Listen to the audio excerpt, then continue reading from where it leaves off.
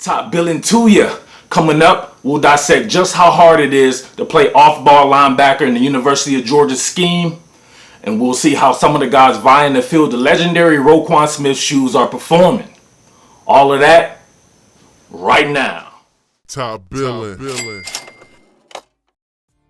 All right, I'd be remiss if I didn't show you some of the duties right off the bat here of both the weak side inside linebacker and the strong side inside linebacker. You see they have a 1 technique and a 3 technique, pretty much designed to have them covered up. We see here in a nickel situation.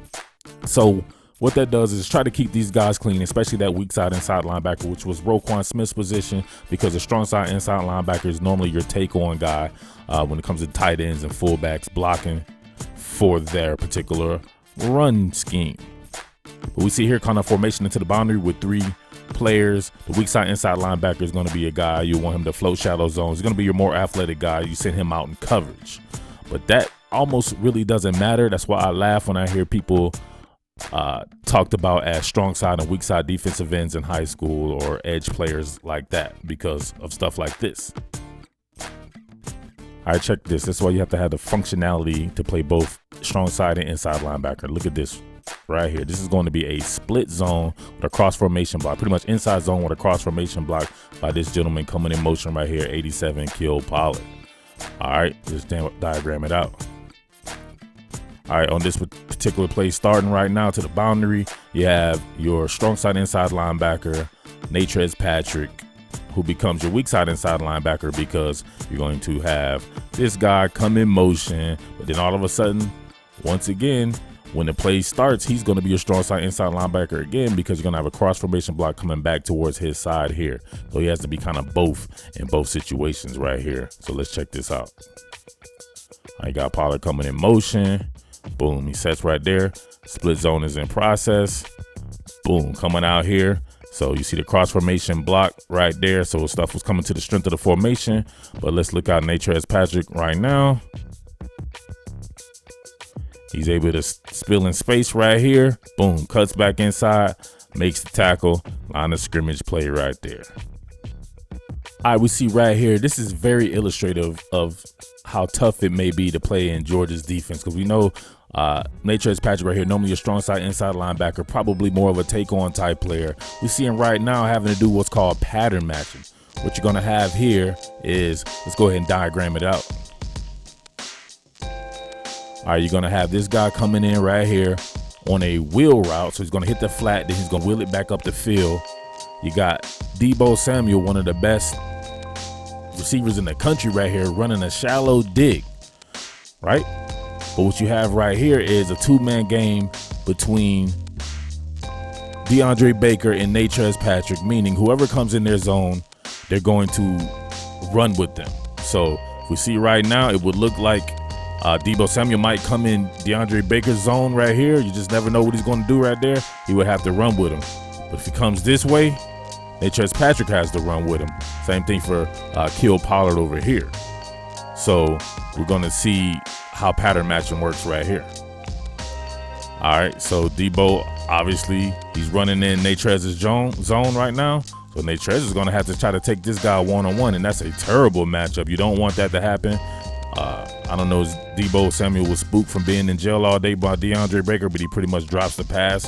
But you see right here, that could have been a big-time play for USC right there because they got a big linebacker matched up with a little guy like Deebo Samuel just off the pattern matching right there. So if you see down here with DeAndre Baker, now he's matched up on a bigger guy because he came in his zone, and now he has to run with him on a wheel route.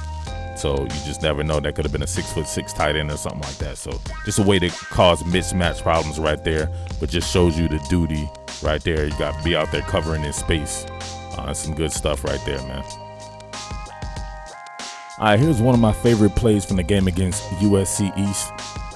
We see them right now, both off the ball linebackers, Natrez Patrick and Juwan Taylor lined up in a nickel situation right here. So you can really see it right here. Natrez lined up towards the strength of the formation. 4 down linemen in front of him. Juwan Taylor covered up to be able to shoot the gap, which he does pretty much right away. But let's check it out. All right, so we got it rolling right here. This is really made by, if I may say so myself, right here, number 15, DeAndre Walker, setting the edge, coming through right here, bench pressing his tackle, one hand right there, setting the edge. But then look who is coming around the pipe. This man right here, physical, fast as ever. One Natrez Patrick coming through. Boom, meets him on the other side. This was a statement right here. This is when I knew USC just was like, all right, this is done. We have no hope. And look who's there with him, his buddy. Both off-ball linebackers in the backfield, making a tackle, flipping your man over right there. Got the USC East sideline right there. Like, damn, what did we get ourselves into? All right, so we see both Natrez Patrick and Juwan Taylor, who has been a breath of fresh air. Man, I really like Juwan Taylor. He's more in the mold of a Roquan Smith, probably like 6'1", 220 pounds. But, man, he closes fast. He plays physical. He's a senior. Him and Natrez Patrick got a nice little tandem out there with Monty Rice coming in rotation. And guys like Tay Crowder. And I wouldn't be surprised to see Nate McBride later on in the year as well. But you see USC trying to move the chain right here on a stop route. So you're just going to go to the sticks there, try to drop it down. But look how fast Juwan Taylor and Natrez Patrick both close on this. And dislodge the ball. Nasty. Both of them arrived there at the same time and dislodge the pass. All right, one last bonus one right here. We see Natrez zone number 6 right there, floating shallow zone coverage. Look at his ability to close. I know when everybody was saying, oh, Georgia lost Roquan Smith, what are they going to do? That's why you recruit like Georgia, and you recruit as well as Georgia. You got Natrez Patrick coming back for his senior year, Juwan Taylor biding his time. Got guys like Monty Rice, nice recruit, developing in the sophomore year. Guys behind him like Tay Crowder and Nate McBride, Channing Tindall, Quay Walker. All these guys, they're absolutely loaded at off-ball linebacker. So if I'm a University of Georgia coach, I'm telling guys like Nakobe Dean or whoever else is out there, this is the type of ball you want to play. It's NFL-style defense right here. We see Natrez Patrick closing. Boom, makes a tackle, shallow zone, showing himself worthy out there in space. All right. With that being said, I'm your boy Murf Baldwin, the Underground King. Top billing to ya.